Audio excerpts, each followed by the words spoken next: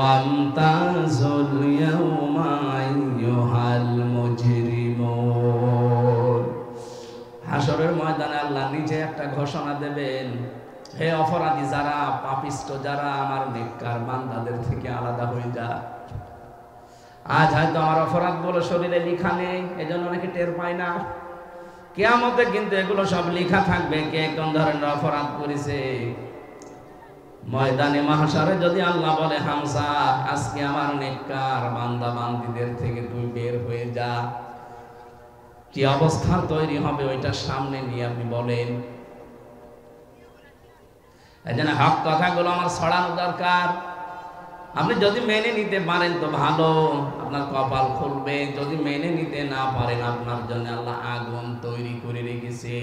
ইন্না আ'তাদনা লিয-যালিমিনা নারা। আল্লাহ বলেন আমি নিজে তার জন্য আগুন তৈরি করে রাখলাম। বলেন নাউযুবিল্লাহ। তাহলে আপনাদের দায়িত্ব চুপ থাকা আর শোনা, আর আমার দায়িত্ব পৌঁছিয়ে দেওয়া সঠিকটা। আমি সেই নিয়ত নিয়েই বসেছি। আজকের আলোচনাটা হেদায়েতমূলক আমি করব ইনশাআল্লাহ। আমাদের আজকের বিষয় হচ্ছে সমন্বয়। কি বললাম? বলেন না কেন? কি সমান না? আজকে যে তেলাওয়াত করলাম সূরা সেজদা 18, 19, 20 এতগুলো আয়াত আমি কোনো তাফসীর মাহফিলে পড়ি না, খুব পড়লেও এক আয়াতের অর্ধেক পড়ি। আজকে পুরা 3 আয়াত পড়েছি, সময় পেয়েছি, এই জন্যে থাকবে তো ইনশাআল্লাহ। আমরা তাফসীর আকারে কথা বলবো। সমন্বয় যেহেতু বলেছি, আমরা সেজদা সূরা সেজদা থেকে পড়েছি। এত বড় একটা সুন্দর সূরা, সূরা সেজদা 30টা আয়াত আছে, 3টা রুকু আছে। কোরআন শরীফের ভেতরে 30 আয়াত বিশিষ্ট সূরা আমি পেয়েছি 2টা, সূরা মুলুক আর সূরা সেজদা। বিশ্বনবী সারাটা জীবনে এই 2টা সূরা পড়িয়ে তারপরে ঘুমাতেন। বলেন সুবহানাল্লাহ। এত দামি সেজদা, নাম শুনলেই বোঝা যাচ্ছে এর ভেতরে এমন একটা কিছু আছে যেটার উপরে আমার আল্লাহ খুশি হয়। সেজদা এত দামি জিনিস, কোন মানুষ যদি সেজদা না দেয়, আমার আল্লাহ পাক এই পৃথিবীতে সবচাইতে বেশি রেগে থাকে তার উপরে।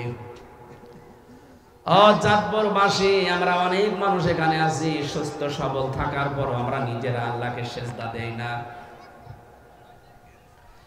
তাফসীরের ভেতরে একটা ঘটনা পড়েছি, এই এদিকে তাকান।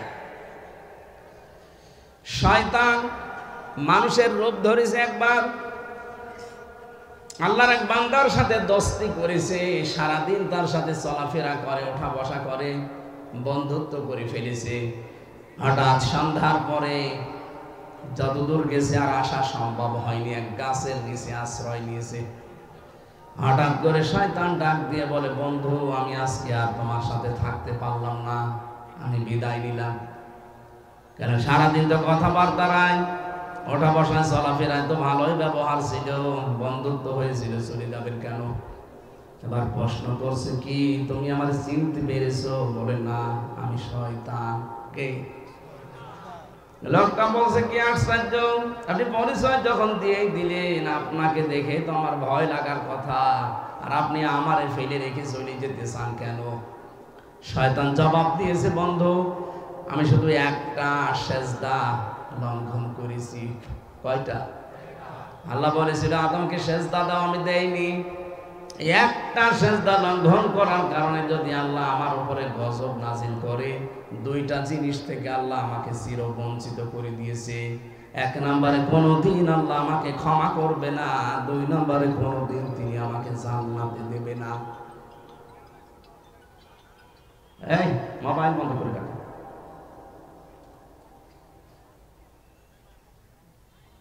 অথচ আজকে 24 ঘন্টা তোমার সাথে আছি, 24টা ঘন্টায় তোমার উপরে 17টা সেজদা ফরজ ছিল। কয়টা?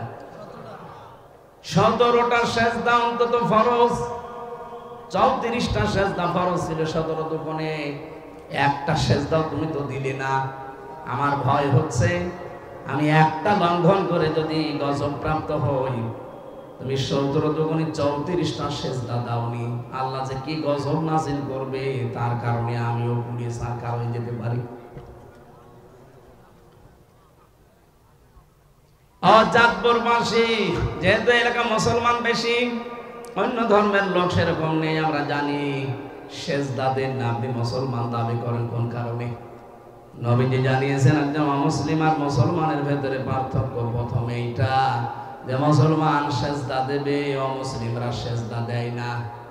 সুতরাং আমি নামাজের বিষয় আর বলবো না, আজকে টাচ দিলাম। আপনি মুসলমান দাবি করতে হলে মাস্ট দিয়ে আপনাকে সেজদা দেওয়া লাগবে। কি আজরাইল যতদিন না আসে এই গুরুত্বপূর্ণ বিধানটা আপনি ছেড়ে দেবেন না। সেজদা যদি কেউ ছেড়ে দেয় ফরজটা, তাহলে আল্লাহ বলেন আমি নিজে ওর দায়িত্ব ছেড়ে দেই।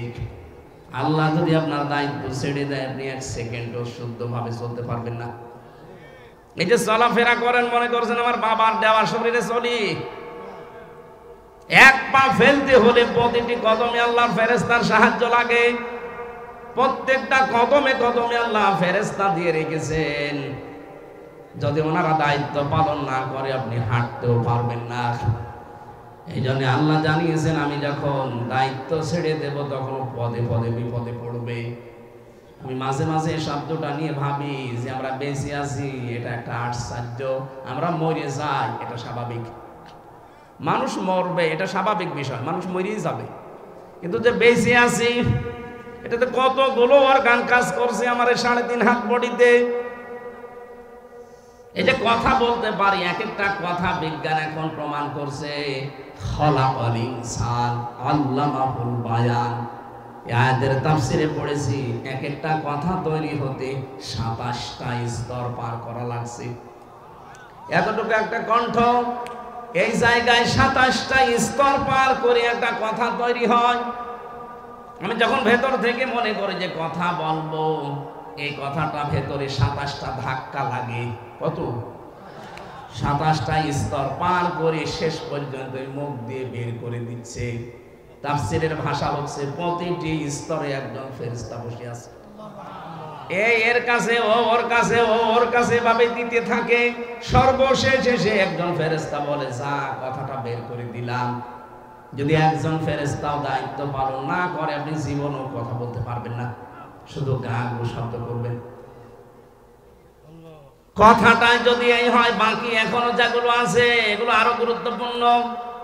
এই মাথার ভেতরে সামনে আছে ফ্রন্টাল লব, অক্সিপিটাল লব, প্যারাইটাল লব, এরকম 70টা জিনিস দিয়ে সাজানো এই মাথাটা।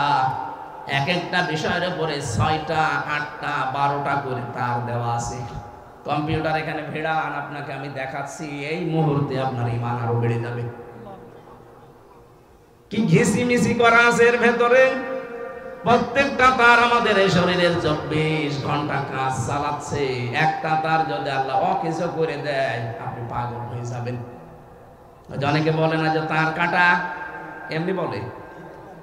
হালকা যদি একটু আপনার ঢিলা হয়ে যায়, কাটা না, তারটা যদি ঢিলা হয়ে যায় আপনি পাগল হয়ে যাবেন। নিজের পায়খানা নিজে খাবেন।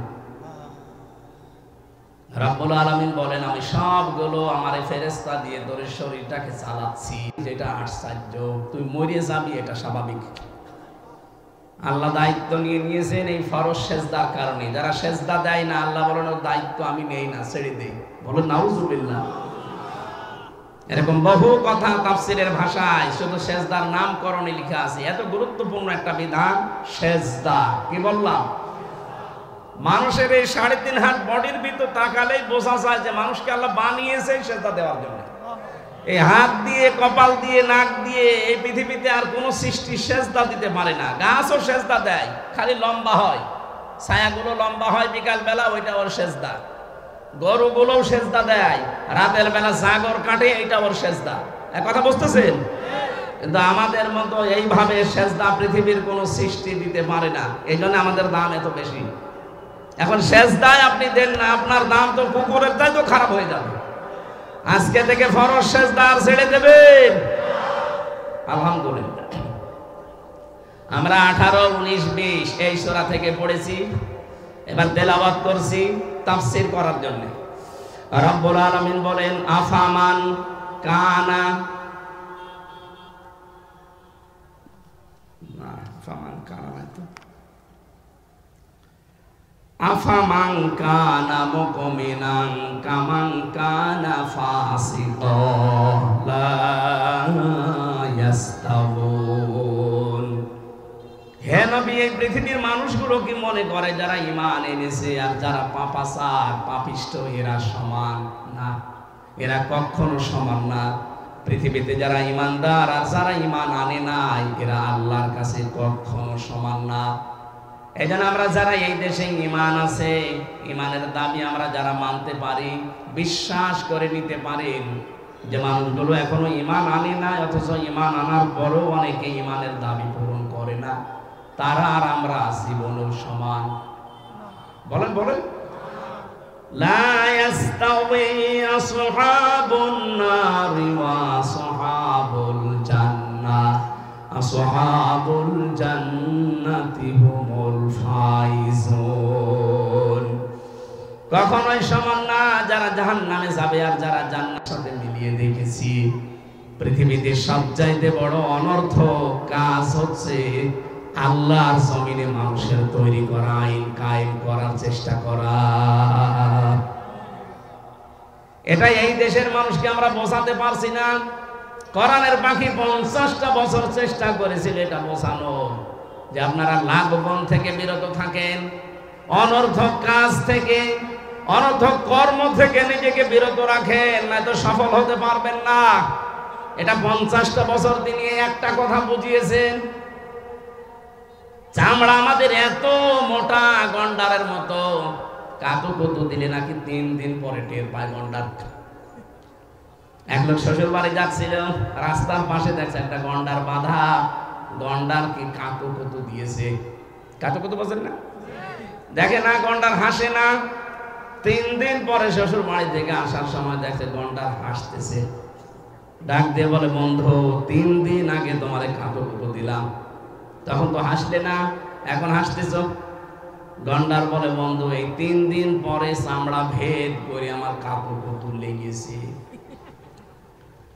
গন্ডারের কাতুকুতু লাগে কয়েকদিনের ভেতরে, আর আমাদের না না অনেকে বছর সঙ্গে সঙ্গে। কিসের সঙ্গে সঙ্গে? এত কাতুকুতু দেওয়া হয় কোরআন দিয়ে, হাদিস দিয়ে, আখিরাতের কথা দিয়ে, কয় কিছুই তো মনে হয় না, আগে যা ছিল তাই। এজন্য আজকে আমরা কাতুকুতু দিচ্ছি কোরআন দিয়ে, যারা অনর্থক কথা এবং কাজে আছে। পৃথিবীতে যত অনর্থক বিষয় আছে সবচাইতে অনর্থক হচ্ছে মানুষের তৈরি করা আইন। এক কথা বলেন, আল্লাহর এই জমিনে আল্লাহর পাঠানো আইন বাদ দিয়ে যারা মানুষের তৈরি করা আইন বিজয় করতে চান, আপনি কিন্তু অনর্থক কাজে আছেন। এরপরও যদি কেউ না বোঝার ভান করে থাকেন, এদিকে আসেন, কানের নিচে 2টা দিলে তখন টের পাবেন। কোরআন শরীফ দিয়ে, বুখারী শরীফ দিয়ে তো হচ্ছে না, আপনার বুখারী শরীফ দেওয়া লাগবে। আপনার বিবেক কি মরে গেছে না কুকুরে পোশাক করেছে? কোন কারণে আপনি মানুষ হয়ে মানুষের তৈরি করা আইন কায়েম করার চেষ্টা করবেন? আজ পর্যন্ত কোন কুকুরকে দেখেছেন একটা কুকুর হয়ে আর একটা কুকুরের আইন মানে? কথা বলে না কেন? এত বড় সৃষ্টি আমরা, সর্বশ্রেষ্ঠ সৃষ্টি, এরপরও কোন কারণে মানুষের তৈরি করা আইন এখানে কায়েম করা লাগবে? আজকে থেকে তওবা করেন। আমি জানি আপনার হেদায়েত কপালে থাকলে আজকেই হয়ে যাবে, আর হেদায়েত যদি আপনার না থাকে ওই গিরিশচন্দ্র সেনের মতো পুরা কোরআন শরীফ আপনাকে গলিয়ে খাওয়ালেও আপনি পথ পাবেন না। গিরিশচন্দ্র সেন আমাদের চাইতে কোরআন কম পড়েনি, কম বোঝেনি, কম লেখেনি, আমাদের চাইতে বেশি লিখেছে। কারণ তাফসীর লিখেছে, অর্থ তো লিখেছে, ও তাফসীরও লিখেছে। আমি বিশ্ববিদ্যালয়ে পিএইচডি যখন জমা দিয়েছিলাম তখন দেখেছিলাম ও কিন্তু গিরিশচন্দ্র সেন শুধু কোরআনের বাংলা অর্থ করেনি, ও তাফসীরও করেছে। এখানে যারা আলেম বসে আছে জিজ্ঞাসা করেন তো, প্রতিটি শব্দের কোরআনে কারিমে যত শব্দ আছে প্রতিটি শব্দের অর্থ বলতে পারবে এরকম আলেম এখানে আছে না? নেই। কেউ বুকে হাত দিয়ে বলার সাহস নেই, আমিও না, কারণ আমি পড়িয়েছি কিন্তু আমার মনে নেই। আমার এখন দেখা লাগবে। অথচ একটা হিন্দু মানুষ, ওরা কোরআন শরীফের তো একটা শব্দের একা একটা অর্থ না, একাধিক অর্থ ওর জানা ছিল না, তো তাফসীর করলো কি করে? এক একটা শব্দের একাধিক অর্থ আপনার জানতে হবে, এবং শব্দের ভাঙা কি করে, শব্দ ভাঙা লাগে, পরিবর্তন করা লাগে, এইটা আপনাকে আগে জানা লাগবে। ওই যে আমি শব্দ বললাম না সামিয়া, সামিয়া দিলে এমনি অর্থ হবে শোনো, আর ফাস্তামিউ দিলে গুরুত্ব সহকারে, মনোযোগ সহকারে। মানিত্তাবাআল হুদা বিগাইরিল কুরআন আদাল্লাহুল্লাহ, তিরমিজি শরীফের হাদিস। নবীজি বলেন, কোরআনে কারীম বাদ দিয়ে যদি হেদায়েত পাওয়ার জন্য পৃথিবীর কোন জায়গায় কেউ যায়, তার মন যতই ভালো থাক, আদাল্লাহুল্লাহ, আল্লাহ নিজে তাকে দায়িত্ব নিয়ে গোমরা বানিয়ে দেবে। শব্দটা কিন্তু আদাল্লা ইয়াদিল্লু, এটা বাবে ইফাল, আসল শব্দ দল্লা, দল্লা ইয়াদিল্লু। এর বাংলা অর্থ দাঁড়াবে, যদি সুলাসি মুজাররাদ থেকে আসে, 3 অক্ষর বিশিষ্ট শব্দ থেকে আসলে বাংলা অর্থ হবে আপনি নিজেই নিজেকে গোমরা বানিয়ে ফেলেছেন। কিন্তু আদাল্লা বাবে ইফাল থেকে আসার কারণে অক্ষর বেড়ে গেছে, এজন্য বাংলা অর্থ দাঁড়াবে আপনি হয়তো গিয়েছিলেন, আপনার নিয়ত ভালো ছিল, কিন্তু কোরআন সেখানে চলে না, কোরআনের কর্মসূচি নেই, এই জন্য আল্লাহ নিজে দায়িত্ব নিয়ে আপনাকে আরো গোমরা বানিয়ে দেবে। এখানে একটা শিক্ষা আছে। বলেন তো, হেদায়েত দেওয়ার একচ্ছত্র মালিকানা কার? নাকি আমাকে হালকা পাতলা আল্লাহ দিয়েছে? এই যে প্রথম থেকে তো ওইটাই বলছি যে হেদায়েতের মালিক আমি না, নবীকে পর্যন্ত আল্লাহ দেয়নি। ইন্নাকা লা তাহদি মান আহবাবতা ওয়ালাকিন্নাল্লাহা ইয়াহদি মান ইয়াশা ওয়া হুয়া আ'লামু বিল মুহতাদিন। হে নবী, আপনি যাকে ভালোবাসেন তাকে হেদায়েত দিতে পারবেন না, আমি আল্লাহ যাকে পছন্দ করি তাকে দেই, আর আমি জানি যে হেদায়েত পাবে কে। আ'লামু ইসলে তাফসীর। এবার আসেন তো আয়াতের শিক্ষা এবং ব্যাখ্যা কি। বিশ্বনবী নিজের আপন চাচাকে বহু চেষ্টা চালিয়েছিলেন হেদায়েত দেওয়ার জন্য, কিন্তু পারেন নাই, কারণ তার মন ছিল না। কি ছিল না? বলেন বলেন। এই গিরিশচন্দ্র সেন, এই বেটা কোরআন শরীফ পড়েছে, বুঝেছে, লিখেছে, কিন্তু ওর মন নেই, হেদায়েত পাওয়ার মতো ওর মন ছিল না, এই জন্য আল্লাহ ওকে হেদায়েত দেয়নি। মরে যাওয়ার পরে ওর জানাজাও হয়নি, কাফন দাফনও দেয়নি, ডুবিয়ে ফেলেছে। আমি যেটা বোঝানোর জন্য হাদিসটা বললাম, আদাল্লাহুল্লাহ, নবীজি বলেন আল্লাহ নিজে তখন দায়িত্ব নিয়ে নেয় আপনাকে খারাপ বানাতে। আল্লাহ যদি হেদায়েত দেওয়ার পরিবর্তে খারাপ বানিয়ে দেয়, কোন বাবা আছে আপনাকে হেদায়েত দিতে পারে বলেন তো? আরো জোরে বলেন। এই জন্য হাদিসের বাস্তবতা আমরা দেখতে পাই বাংলাদেশে 48,000 পীর এই দেশে সরকারি জরিপে কত? 48,000। অধিকাংশ দরবারে দেখবেন কোরআন চলে না, কোরআনের নিয়ম নীতি কর্মসূচি সেখানে নেই, সেখানে চলে বাবাদের নিয়ম। বলেন, এই জন্য হাজারো মানুষ ভালো হওয়ার নিয়তে চায়, কিন্তু ভালো হওয়ার পরিবর্তে আরো মুশরিক হয়, পীরের পায়ে সেজদা করে। এরকম পীর দেশে নেই? আপনার থানায় আছে? আমার কাছে হুজুর কিছু জানে না, সব খবর আমার কাছে আছে। মানুষ হয়ে যারা মানুষের সেজদা নেয়, এ তো টাটকা নির্ভেজাল মুশরিক। কথা বলেন। আমার কুষ্টিয়ার লালনের মাজারে মানুষ যায় ভালো হওয়ার নিয়তে, অথচ আগে গাঁজা খেত না, ওখানে গিয়ে গাঁজা খায়। ও কি ভালো হয়েছে না খারাপ হয়েছে? খারাপ হইলো কেন? কারণ ওখানে কোরআন নেই, কোরআনের কর্মসূচি আপনি পাবেন না। ওখানে শুধু প্রকাশ্যে সেজদা হয় লালনের মাজারে। অনেকে বউ ছেলে মেয়ে সব নিয়ে চলে যাচ্ছে কুমিল্লা, চাঁদপুর, নোয়াখালী থেকে, মনে করে যে আল্লাহর ওলি ঘুমিয়ে আছে। স্যার, যে দেখে শুধু গাঁজা। বাংলাদেশে একটা জায়গা আছে যেখানে পুলিশ পাহারা দিয়ে নিশ্চিন্তায় গাঁজা খাওয়ায়, একটা জায়গা আছে, কোনো চিন্তা নেই। যদি গাঁজা একেবারে নির্ভেজাল ভাবে খেতে চান, ওই মাজারে যাবেন, ওখানে কোরআনের কোন নিয়ম নীতি বলবেন, চলতেও দেবে না, চলেও না। যেহেতু কোরআন নেই, এই জন্য ওখানে যারা যায় ভালো হওয়ার পরিবর্তে আরো কি হয়? আরো জোরে বলেন কি হয়? এই জন্য আজকে সিদ্ধান্ত নেওয়া লাগবে, শুধু হাদিস শোনা না। যেহেতু আদাল্লাহুল্লাহ, আল্লাহ নিজে খারাপ বানায়। বাংলাদেশে যেই দরবারে কোরআন চলে না, কোরআনের নিয়ম নীতি নেই, ওই দরবারের প্রতিষ্ঠাতা যদি আমার বাবাও হয়, আমি ওখানে আর নেই। বলেন এটা মানা যাবে না ইনশাআল্লাহ? এই থানা থেকেই শুরু করবে নাকি এই থানা এসব নেই? আছে। দ্বিতীয় পয়েন্টটা বলি নাকি এটা বাদ দিয়ে দেব? না বলেন বললে হবে না, মানা লাগবে। মানবেন তো ইনশাআল্লাহ? দ্বিতীয় পয়েন্টটা আমি এবার বলছি, মানবেন কারা? আগে হাত তোলেন। হ্যাঁ, আন্দাজ হাত তোলবেন না কিন্তু, মুনাফিক হয়ে যাবে। চিন্তা ভাবনা করে হাত তোলেন। তোলেন, এই দেখেন তো হাত তোলেনি কে? আলহামদুলিল্লাহ। এই যে একজন হাত তোলেনি, তো আমরা তোলার দরকার নেই। বাকিগুলো মানে কিনা দেখেন। তাহলে এখানে যেমন সহজ ভাবে বুঝলেন, কোরআন যেখানে দরবারে চলে না, ওই দরবারের প্রতিষ্ঠাতা আমার বাবাও যদি হয়, আমি ওখানে নেই। আমি থাকলে আমাকে খারাপ বানিয়ে দেবে কে? বাংলাদেশে 48টা নিবন্ধিত রাজনৈতিক দল আছে, আর নিবন্ধন এখনো পাইনি। এগুলো মিলাই প্রায় 73টা। যেই রাজনৈতিক দলের কর্মসূচিতে কোরআন নেই, কোরআনের নিয়ম নীতি চলে না, ওই দল যদি আমার বাবাও প্রতিষ্ঠা করে, ওই দলে আমি নেই। এইবার অত জোরে বলবে না, আমি জানি। এইটা মানতে গেলে তো ওয়াজ শেষ। এটা মানবেন? অত জোরে আন্দাজে মিথ্যা কথা বলেন কোন কারণে? আপনি মানবেন না, আমিও জানি। এই জন্য এটা আসতে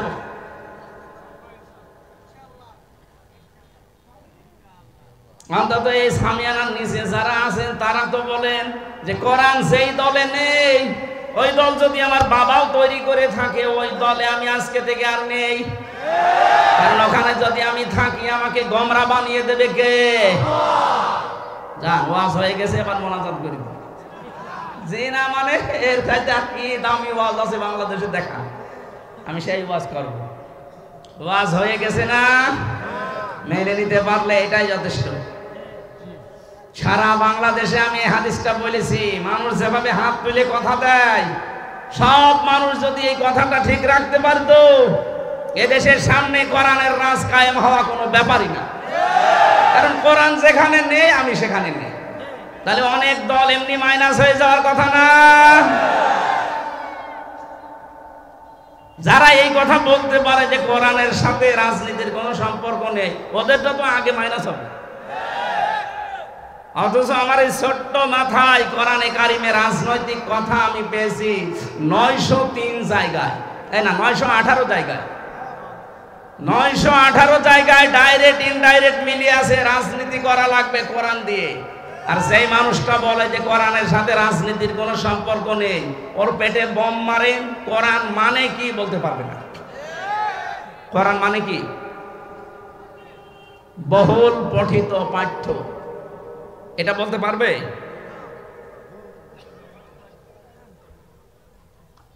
আমার ভাইরা, আমি যে আয়াত পড়েছিলাম লাঘবন শব্দের ব্যাখ্যা দেওয়ার জন্য, এই পৃথিবীতে যে মানুষগুলো মানুষের তৈরি করা আইন কানুন কায়েমের জন্য চেষ্টা চালান, আপনি কিন্তু অনর্থক কাজে আছেন। সময়টা নষ্ট করেন না। কিয়ামতের দিন যদি জান্নাত পেয়েও যান, কোন জিনিসের জন্য আপনার আফসোস হবে না। শুধু একটা জিনিসের জন্য আপনার আফসোস হবে, যে সময়টা আপনি অনর্থক ব্যয় করেছেন। এক কথা বলছেন না কেন? জান্নাতের মানুষদের কোনো আফসোস মনের ভেতরে আসবে না, শুধু একটাই আফসোস আসবে, যে অনর্থক যে সময়গুলো আমি ব্যয় করে ফেলেছি, অনর্থক কাজে আমার সময়টা ব্যয় হয়ে গেছে। আজ বাংলার কত মানুষ না বুঝে হোক বুঝে হোক নিজেদের জীবনের সময়গুলো সব অনর্থক কাজে ব্যয় করছে। আমি জেলখানার ভেতরে বাবর মিয়াকে দেখেছিলাম। এই যে লুৎফুজ্জামান বাবর কয়েকদিন আগে বের হয়েছে, ওনার পাশের যে ছেলে আমি ছিলাম, দেখতাম কি জিকির করছে। লোকটা মনে হচ্ছে একেবারে টাটকা খাস আল্লাহর ওলি হয়ে গেছে। 17 বছর জেল খাটলো। আমি আর একজনকেও পেয়েছি জেলখানায়, ইসলামী আন্দোলনের সিফাহসালার আমাদের রাহবার জনাব এটিএম আজহারুল ইসলাম, আল্লাহ রাব্বুল আলামিন লুৎফর জামান বাবরের মতো তাকেও যেন আমাদের মাঝে আবার ফিরিয়ে দেন। তার জীবনের 17 বছর কেটে গেল। রব্বুল আলামিন কোরআনের পাখিকে তুমি আর ফেরত দিলে না, জালেমদের হাতে তুলে দিলে, অন্তত এই মানুষটাকে আমাদের মাঝে ফেরত দাও। তার বহু স্যাক্রিফাইস আছে ইসলামের জন্য। তার যে মেধা, তার যে যোগ্যতা, তার যে লেখাপড়া আমি দেখেছি। জেলের ভেতরে প্রায় 300-র উপরে বই পেয়েছি তার ঘরে। তার মাথা, এটা মাথা না কম্পিউটার। বলেন তো, একটা মানুষ 300টার উপরে বই যদি শুধু জেলখানায় পড়তে পারে, বাইরে সে কত বই পড়েছে। আমাদের মাঝে মাঝে বই পাঠাতো কারারক্ষীকে দিয়ে, বলতো হামজাকে দিবা। কারাগারে রাত দিন এই বইটা আমি পড়েছিলাম প্রায় 7 বার এই 3 বছরে। এটা পড়লেই যেন ঈমান বেড়ে যায়। উনি আমাকে পাঠিয়েছিল প্রোডাক্টিভ মুসলিম, এটা পারিবারিক জীবন নিয়ে শুরু করা। এমন সুন্দর বই, পৃথিবীতে যত বই আমি পড়েছি, তাফসিরের ভেতরে তাফহিমুল কোরআন 1 নম্বরে, আর সাধারণ জেনারেল বইয়ের ভেতরে প্রোডাক্টিভ মুসলিম 1 নম্বরে। আপনারা থাকলে কিনে পড়বে। পারিবারিক জীবন থেকে শুরু করা, পরিবর্তন হয়ে যাবে ইনশাআল্লাহ। আমার ভাইরা, আমি আবার স্মরণ করাচ্ছি, যারা অনর্থক কাজে আছেন, কর্মে আছেন, এখনই আপনি নিজেকে থামান, নয়তো আফসোস যখন শুরু হবে চোখ বন্ধ হওয়ার পরে, কোনোদিন কিন্তু এই আফসোস আর শেষ হবে না। আজকে বারবার বলছি তো, অনেকের মন খারাপ হচ্ছে যে ছাতা বলে কি। আরে ভাই, আপনি এখন বাঁকা পথে চলছেন, আমি দেখতে পাচ্ছি। যতই বাঁকা হয়ে মরেন না কেন, কোন জায়গায় যদি পড়ে মরে যান বাঁকা হয়ে, ফেরেশতারা কিন্তু বাঁকা হয়ে আপনাকে নেবে না। আমরা আপনাকে সোজা করে চকলেটের মতো মুড়িয়ে কবরে দেব। আপনি বাঁকা হয়ে মরে থাকেন, বাঁকা হয়ে কবরে দেওয়া হবে, সোজা করে দেওয়া হবে। এজন্য এখনই সোজা হন।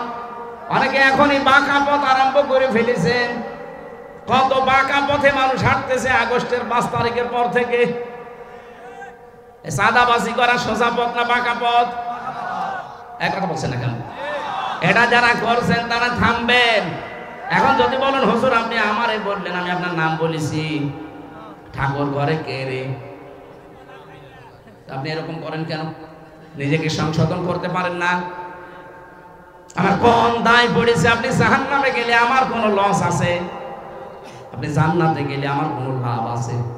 আমার লাভ লস একটা আছে। আমি যদি সঠিকটা তুলে না ধরি, কিয়ামতের দিন মামলায় বিচারে যখন শুরু হবে, তখন আমি ধরা খেয়ে যেতে পারি। তখন এই লাখ বোনের ব্যাখ্যা আল্লাহ যখন জিজ্ঞাসা করবে, তখন আপনি আমার দিকে তাকিয়ে বলবেন, এই যে হামজা গিয়েছিল আমাকে বলেনি। পৃথিবীতে যত লাখ বোন আছে, অনর্থক কাজ আছে, আমি তো বললাম 1 নম্বরে এইটা মানুষের তৈরি করা আইন। এটা লাখ বোনের ব্যাখ্যায় পেয়েছি। আপনি ইবনে কাসির খোলেন, যত তাফসীর আমি পড়েছি, লাখ বোনের ব্যাখ্যায় মানুষের তৈরি করা আইন কানুন, এগুলো সব লাখ বোন অনর্থক কাজ। এটার জন্য আপনি সময় ব্যয় করেন, এটার জন্য আপনি শ্রম দেন, এটার জন্য আপনি দল করেন, এইটার জন্য আপনি আন্দোলন করেন। অথচ বিপরীত যেটা, সেইটার জন্য আমরা করি। আর আপনি আমাদেরকে ধর্ম ব্যবসায়ী বলেন। এক কথা বলেন না কেন? সূরা নিসা ৭৬ নম্বর আয়াত খুলবেন, ৫ নম্বর পারা ৯ নম্বর পৃষ্ঠা, ১ম নম্বর লাইনে আছে, আল্লাযীনা আমানু ইউকাতিলুনা ফি সাবিলিল্লাহ ওয়াল্লাযীনা কাফারু ইউকাতিলুনা ফি সাবিলিত তাগুত ফাকাতিলু আউলিয়াশ শাইতান ইন্না কায়দাশ শাইতানি কানা দাঈফা। বলেন আল্লাহু আকবার। এই দুনিয়ায় যারা ঈমানের দাবি করবে, তারা লড়াই সংগ্রাম করবে, তারা যুদ্ধ জিহাদ করবে, কিন্তু রাস্তাটা হবে আল্লাহর। আর যারা কাফের, ওরাও লড়াই সংগ্রাম করবে, ওরাও যুদ্ধ জিহাদ করবে, কিন্তু রাস্তা হবে তাগুতের, শয়তানের। আল্লাহ এতটুকু শেষ করে দেননি, ফাকাতিলু, তোমরা সংগ্রাম চালিয়ে যাও, লড়াই চালিয়ে যাও।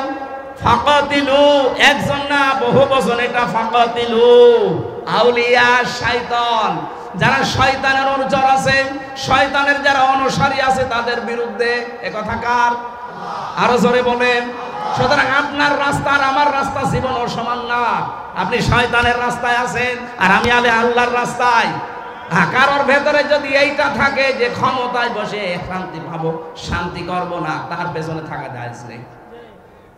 আপনার উদ্দেশ্য থাকা লাগবে আল্লাহর এই আইনটা কি করে এখানে দাঁড় করানো যায়, কায়েম করা যায়। কারণ এইটাই নবীদের উদ্দেশ্য ছিল। ওয়াল্লাযী আরসালা রাসূলাহু বিল হুদা ওয়া দীনিল হক লিইয়ুযহিরাহু। এখানে যারা তাফসীর বসে জিজ্ঞাসা করবেন এজহার মানে, এজহার মানে কি? না না, হ্যাঁ, এখানে বিজয় করা অর্থ হবে। এখানে এজহার মানে শুধুমাত্র প্রকাশ করা না, স্পষ্ট করা না। এজহার মানে বিজয় করা। সুতরাং নবীদেরকে আল্লাহ পাঠিয়েছিলেন এই জমিনে তার দিনকে বিজয় করার জন্য। আমরা তো নবীর পথে আছি, আমরা চাই এই দিনকে, এই জমিনের উপরে 4,500 ধর্ম চলছে। কত? সারা দুনিয়ায় এখন 4,500 ধর্ম চলছে। সব কিছুর উপরে আমরা আল্লাহর ইসলামকে, এই কোরআনকে আমরা বিজয় করতে চাই। এটা যদি কারো কাছে ধর্ম ব্যবসা মনে হয়, হ্যাঁ এটাই আমার ধর্ম ব্যবসা, কথা বলেন না কেন? এটা যদি মনে হয় যে এটা আপনি ধর্ম ব্যবসা করছেন, হ্যাঁ এটাই আমার ব্যবসা, আমি এইটাকে বিজয় করবো, সে যে কোনো মূল্যে হোক। আলা দ্বীনি কুল্লিহি, যত ধর্ম আছে সবার উপরে, এটা আমার জীবনের শেষ টার্গেট। ওয়ালাউ কারিহাল মুশরিকুন ওয়ালাউ কারিহাল কাফিরুন। যদিও কাফের মুশরিকদের কাছে এটা অপছন্দনীয়, খারাপ লাগে। আরে ভাই, কাফেরের নাই খারাপ লাগতে পারে দিন কায়েমের কথা বললে। আপনি তো মুসলমান দাবি করেন, আপনার খারাপ লাগে কেন? তার মানে আপনিও কি মুশরিক? এই কথা বলেন না কেন? আপনি কি মুশরিক? আশা করছি ভুল বুঝবেন না। এই পৃথিবীতে আমাদের সব কিছু ব্যয় করার জন্য অলরেডি আমরা কিন্তু যদি শপথ নিয়েছি, ওই দিনই আল্লাহকে দিয়ে দিয়েছি। আমাদের প্রথমেই পড়ানো হয় এটা, কুল ইন্না সালাতি ওয়া নুসুকি ওয়া মাহইয়ায়া ওয়া মামাতি লিল্লাহি রাব্বিল আলামিন। হে নবী, আপনি বলুন আমার নামাজ, আমার কুরবানি, আমার বেঁচে থাকা, আমার মরে যাওয়া, আমি সব আল্লাহকে দিয়ে দিয়েছি। তা আমি তো অলরেডি এটা দিয়ে দিয়েছি। এখন আপনি আমার কাছে আর কিছু পাবেন না, দিয়ে দিয়েছি। আমার মন মতো আপনি আর নামাজ পড়তে পারবেন না। নামাজ আমি পড়বো এখন আল্লাহর হুকুম মতো। নামাজ পড়াও যেমন ইবাদত, নামাজ ছেড়ে দেওয়াও ইবাদত। নামাজ ছেড়ে দেওয়া ইবাদত না? না মানে সূর্য যখন আপনি মাথার উপরে, সূর্য যখন উঠতেছে, সূর্য যখন ডুবতেছে, নামাজ পড়তে পারবেন? তাহলে নামাজ ওই সময় ছেড়ে দেওয়া কি? নামাজ পড়াও ইবাদত, নামাজ না পড়াও ইবাদত। এই জন্য ইন্না সালাতি, আমার যা নামাজ পড়া, নামাজ হোক, নামাজ বাদ দেওয়া হোক, আমি আল্লাহকে দিয়ে দিয়েছি। অনুসুকি, নুসুক মানে, নুসুকের অর্থ তিনটা হয়। 1 নম্বরে নুসুক মানে কুরবানি, 2 নম্বরে নুসুক মানে হজের ক্রিয়াকলাপ, 3 নম্বরে নুসুক মানে ইবাদত বন্দেগী। এই তিনটা অর্থই আছে তাফসিরে। তার মানে আমার কুরবানি, আমার ত্যাগ বিধিক্ষা, আমার রক্ত প্রবাহ করা, যা করব আমি সব আল্লাহকে অলরেডি দিয়ে দিয়েছি। আমি যে বেঁচে আছি, আমি যে মরে গেছি, সব আমি আল্লাহর জন্য দিয়ে দিলাম।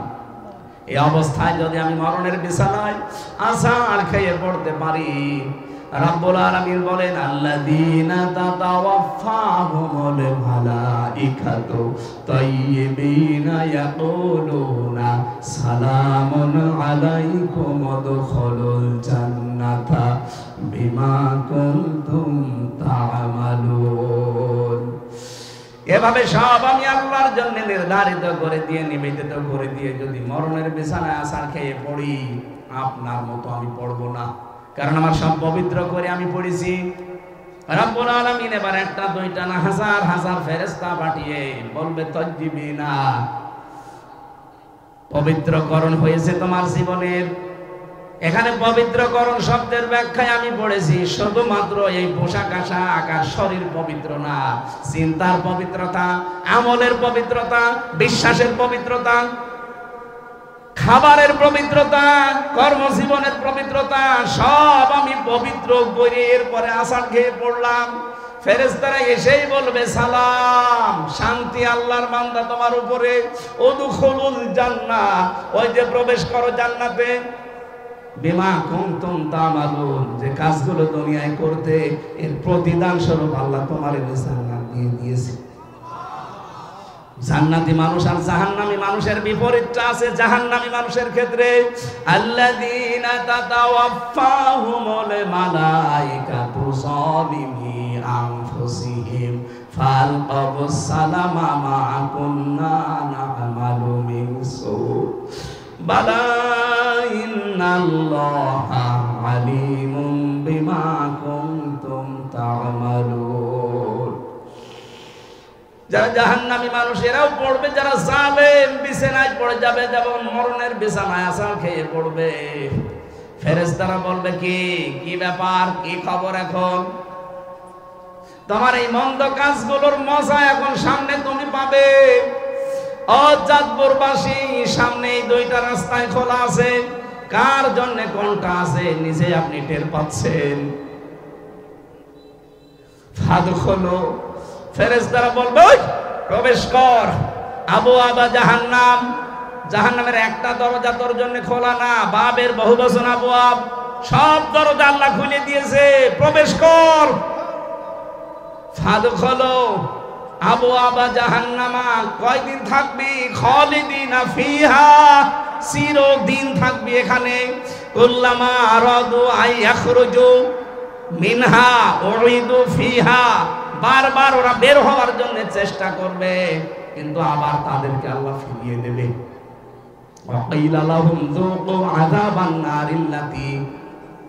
নারিল্লাতী কুনতুম বিহি তুকাদ্দিবুন, বলবে প্রবেশ কর ওখানে, আরেকটু মজা চাক।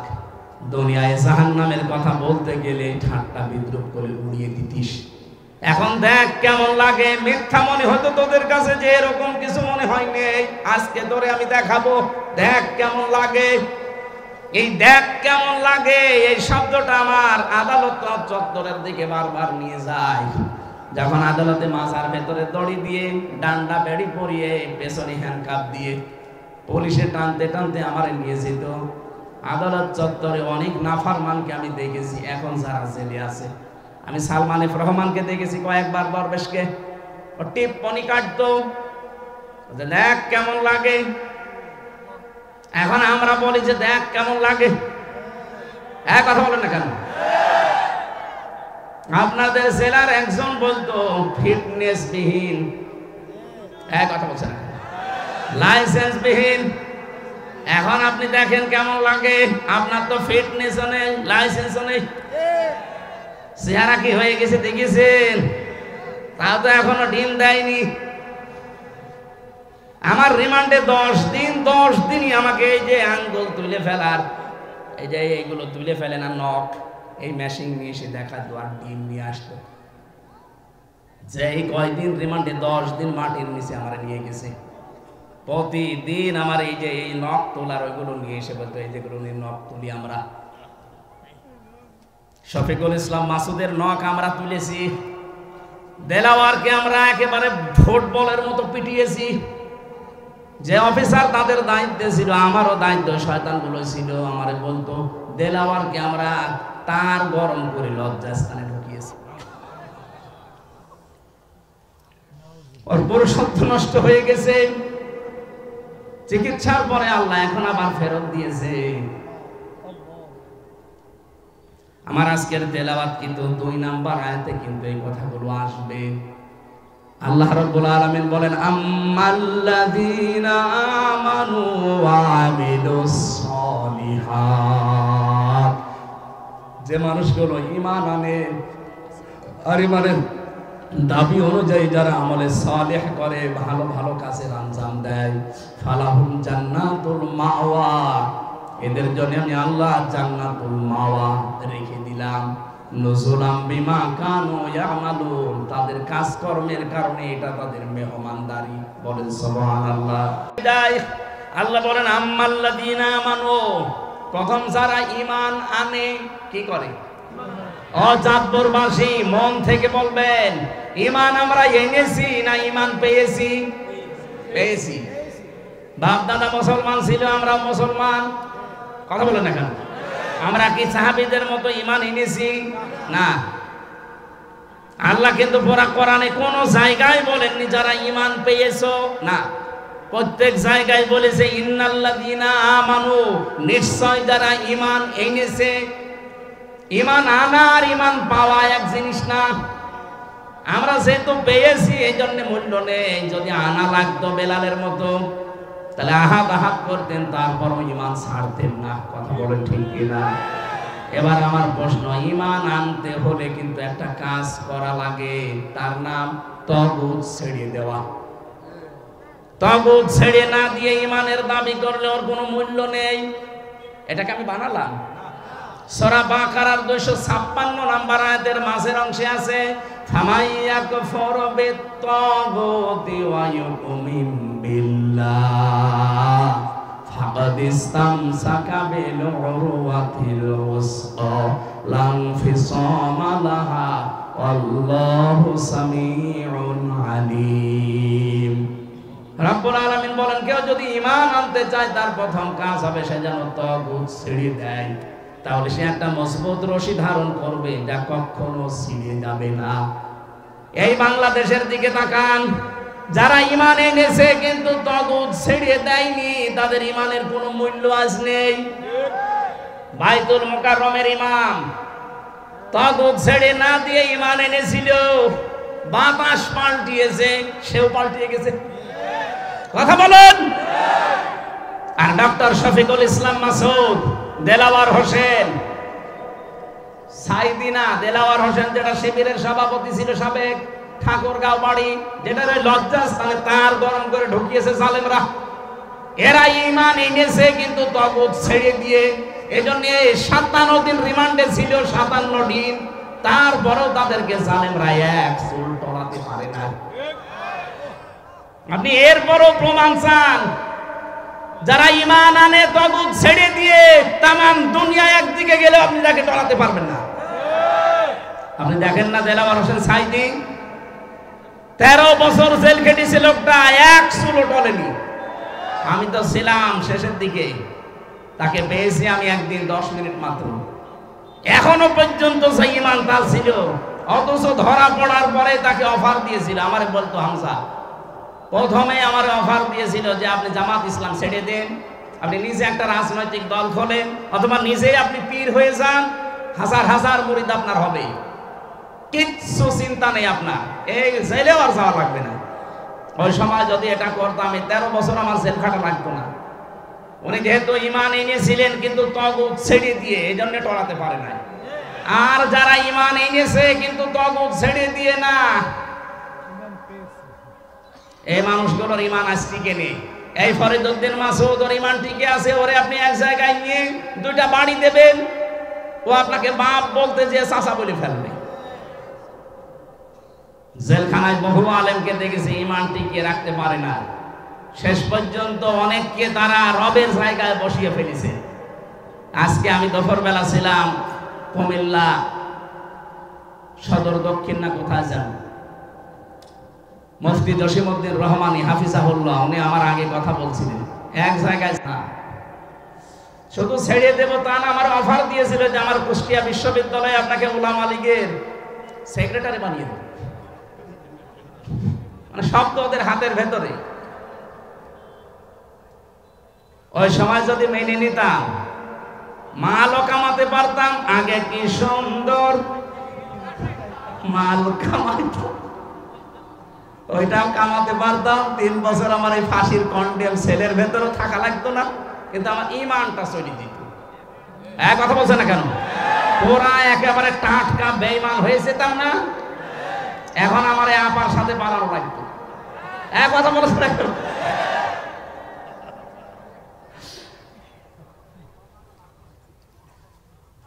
কোথায় গেলেন সেই ফিটনেস, সেই লাইসেন্স নেই আর। এখন সব শুকিয়ে গেছে। সেদিন আমি আদালতে হাজিরা দিতে গিয়েছিলাম, যে দেখি আপা নামতেছে, কিছুই নেই, মুখ একেবারে মনে হচ্ছে পেঁচার মতো শুকিয়ে গেছে। মানে পাশাপাশি তো নিয়ে যায়, ওনারে তোলে আর আমারে নামায়। জিজ্ঞাসা করতে গেলাম, আপা কেমন আছে? আর ফিটনেস নেই, লাইসেন্সও নেই, এখন থাকেন পড়িয়ে। এখন কয়েকজন পাগল হয়ে গেছে দেখছি, এই মানুষগুলো ইমান ইসলামের বিরুদ্ধে, আলেমদের বিরুদ্ধে কথা বলছে। এই কিশোরগঞ্জের একজনের নাম শুনছি, আমি দেখতে পাচ্ছি, এই লোকটার নাম ফসু পাগলা। পাগল হয়ে গেছে, এর পাবনায় পাঠাতে হবে। ৯৬% মুসলমানের দেশে এই লোকটা যা আরম্ভ করেছে আলেমদের বিরুদ্ধে, এই দেশটাতে আবার আগুন লাগাবেন নাকি আপনি? কয়েকদিন আগে শুরু করেছিল হারুন আঙ্কেল। এই হারুন আঙ্কেল মানে ওইটা না, ওই আরেকটা আছে চাঁপাইনবাবগঞ্জের, ওইটাও হারুন আঙ্কেল। ওইটা আর ওনার বউ দুইজন মিলে আরম্ভ করেছিল। আমার মনে হয় শয়তান এদেরকে মাঝে মাঝে নাড়া দেয়। এক কথা বলছেন এখানে, এরা ইমানের দাবি করতে 15.5 বছর দেখতাম মাঝে মাঝে কোরআনের আয়াত দিয়ে কথা বলতো। ইমান এনেছে কিন্তু তাগুত ছেড়ে না দিয়ে, আমি যে বারবার প্রথম থেকে বলছি না যে মানুষের তৈরি করা আইন যারা দুনিয়ায় কায়েম করতে চায়, বিজয় করতে চায়, এরা সবচাইতে বড় অনর্থক কাজ। আপনি এই কাজে থাকবেন কোন কারণে? এখনই যদি মরে যান আপনি তো চির জাহান্নামী। আপনার বিশ্বাস হচ্ছে না যে আপনি জাহান্নামে যাবেন? সূরা নাহালের এই যে 36 থেকে 38 আয়াতগুলো পড়ে বাংলায় মিলান, যান আপনি কোথায় যাবেন নিজেই টের পাবেন। এই জন্য ইমান যারা আনতে চান আগে তাগুত ছেড়ে দেন। এই দেলাওয়ার ভাইয়ের মতো, মাসুদ ভাইয়ের মতো ইমান আনতে হলে আগে তাগুত ছেড়ে দেন। তামাম দুনিয়া একদিকে যাবে, আপনাকে টলাতে পারবে না। আমিলুস সালিহাত, সালেহাত মানে আমরা মনে করি নেক কাজ শুধু, সৎ না। সালেহ মানে যোগ্য। সালেহ মানে কি? যারা আরবি গ্রামার জানে, আধুনিক ব্যাখ্যাগুলো বের হচ্ছে। সালেহ মানে যোগ্য। আমাদের যোগ্যতা অর্জন করা লাগবে। আজ সিয়ার বাংলাদেশে 16টা 28টা সিয়ারই এখনো আছে, কিন্তু যোগ্যতা সম্পন্ন মানুষ নেই। এই কথা বলছেন না কেন? কারণ এতদিন যারা ছিল তারাই আছে, তাদেরকে এখন আমার মনে হয় সংস্কার চলছে, সবগুলোকে ওখান থেকে নামিয়ে যারা বৈষম্যের শিকার ছিল এতদিন তাদেরকে বসাতে হবে। কিন্তু এই মানুষগুলো যোগ্য হওয়া লাগবে। যোগ্যতা সম্পন্ন মানুষ যদি আপনি বসাতে না পারেন, এই পৃথিবী দুর্নীতি মুক্ত করতে পারবেন না। যদি আমরা ঈমান আনতে চাই তাগুত ছেড়ে দিয়ে এবং যোগ্যতা অর্জন করি, ফালাহুম, তাদের জন্য আল্লাহ বলেন মাওয়াহুম, ফালাহুম জান্নাতুল মাওয়া, তার জন্য আমি জান্নাতুল মাওয়া রেখে দিলাম। এখন মাওয়া কি? আমরা অনেকে মনে করি জান্নাত, এটা জান্নাতের একটা দরজার নাম। মাওয়া কি বলেন তো? এখানে জান্নাত কয়টা? একটা। জান্নাতের দরজা বা স্তর 8টা না 100টা পেয়েছি আমি। 8টা আমরা প্রসিদ্ধ জানি, তার ভেতরে মাওয়া একটা। তার মানে ঈমান আনার পরে আমলে সালেহ, যোগ্যতা অর্জন যদি করতে পারেন, আপনাকে আল্লাহ এমন একটা জান্নাতে প্রবেশ করাবে, নুজুলাম বিমা কানু ইয়ামালুন। আপনার এই কাজ কারবারের কারণে এটা আল্লাহর পক্ষ থেকে মেহমানদারি। এজন্য জান্নাতি মানুষের কাজ আর জাহান্নামী মানুষের কাজ। ওয়া আম্মাল্লাযীনা ফাসাকু ফামাওয়াহুমুন নার, যে মানুষগুলো ফাসেক, পাপাচার, তাদের জন্য আল্লাহ আগুন বানিয়ে রেখেছেন। বলেন নাউজুবিল্লাহ। আমরা অনেকে এই দেশে মনে করি যে যা করি করি, কালেমা তো পড়েছি, জান্নাতে একদিন যাব। আরে ভাই, জান্নাতে আপনি যাবেন, কোনো অসুবিধা নেই, কিন্তু কালেমা তো টিকিয়ে রাখবেন নাকি? কালেমা যদি আপনার টিকে না থাকে, আমি 10টা পয়েন্ট তাফসীর থেকে লিখেছি, একটু দেখেন তো আপনার কালেমা ঠিক আছে কিনা। কোনো মানুষ যদি কালেমা টিকিয়ে রাখতে চান, অবশ্যই এই 10টা কাজ আপনার জীবনে থাকলে আপনার কালেমা থাকবে না। মনে করবেন কালেমা কখন নষ্ট হয়ে গেছে। ওযু করলে ওযু যদি ভেঙে যায়, ওযু ভাঙে না কয়টা কারণে? বলেন বলেন। ঈমান এনে রেখেছেন লা ইলাহা ইল্লাল্লাহু মুহাম্মাদুর রাসূলুল্লাহ পড়ে, কিন্তু ঈমানও যে ভেঙে যায় আপনি তো জানেন না। এই 10টা কারণে ঈমান ভেঙে যায়। ভাঙা ওযু দিয়ে যেমন নামাজ হয় না, ভাঙা ঈমান দিয়ে জান্নাত পাওয়া। 1 নম্বরে যারা শিরিক করে, এর দলিল আছে সূরা জুমারের 65 নম্বর আয়াতে। আমি দলিলগুলো লম্বা করতে পারছি না। 2 নম্বরে যারা কুফরি করবে, কুফরি মানে গোপন করে রাখা, আল্লাহর বিধান জানার পরে দুনিয়ার কোনো স্বার্থ পেয়ে যারা গোপন করে রাখেন তারা কাফের। 3 নম্বরে যারা নেফাক, সব ধর্মকে যারা সমান মনে করেন। এই ফজু পাগলা কালকে এই বক্তব্য দিয়েছে, যেটা আমার বাংলাদেশ, সব কিছু এই দেশে সমান। ইসলামও যা, ওই সনাতন ধর্ম তা। সনাতন ধর্ম বলতে উনি বুঝিয়েছেন হিন্দু ধর্ম না ভাই। সনাতন মানে পুরাতন। সনাতন মানে কি? এই পৃথিবীতে পুরাতন ধর্ম কোনটা?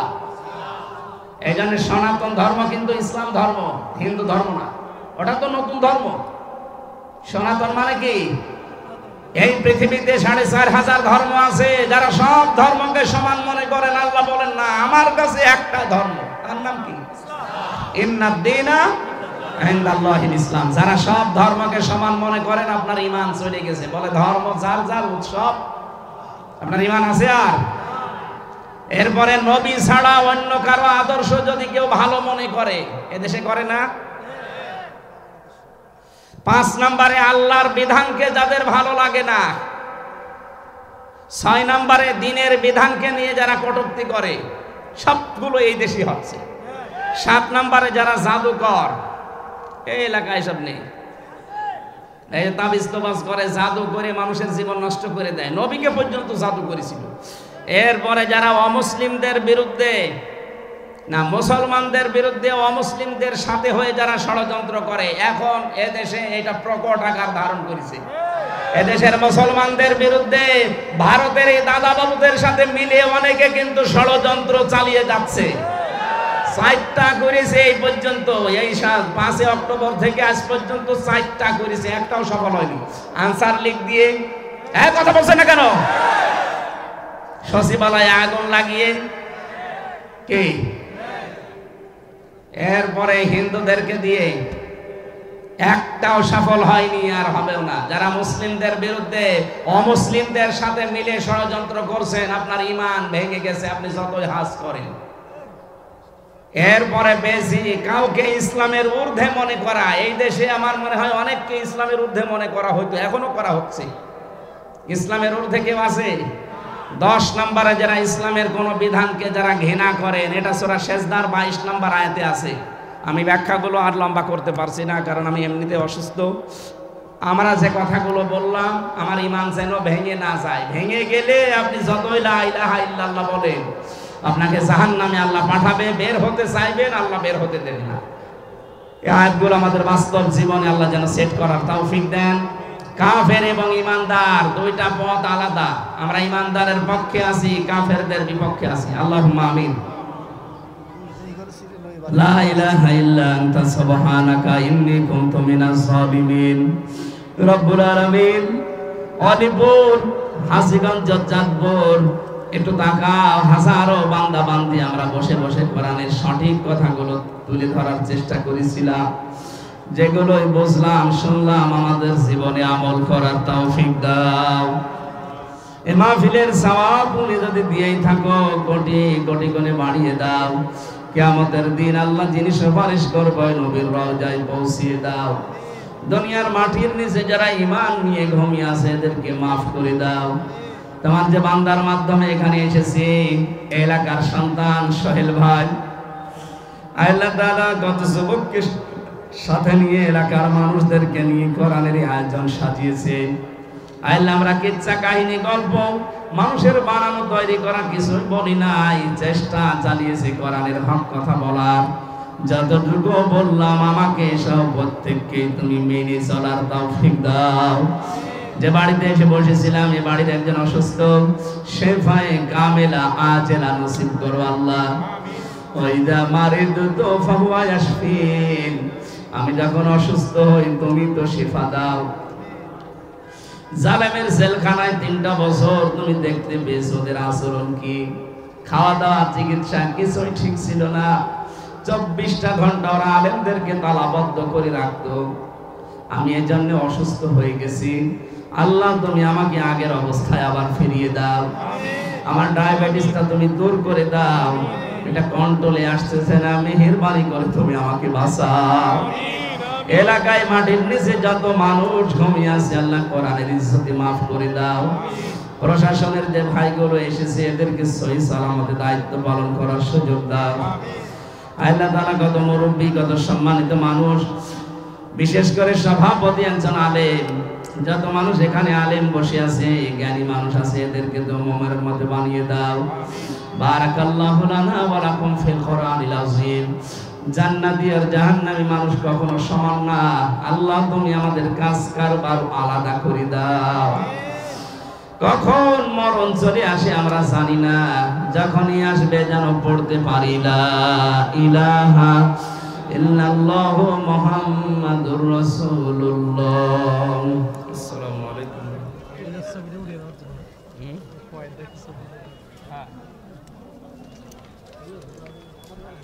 ভাই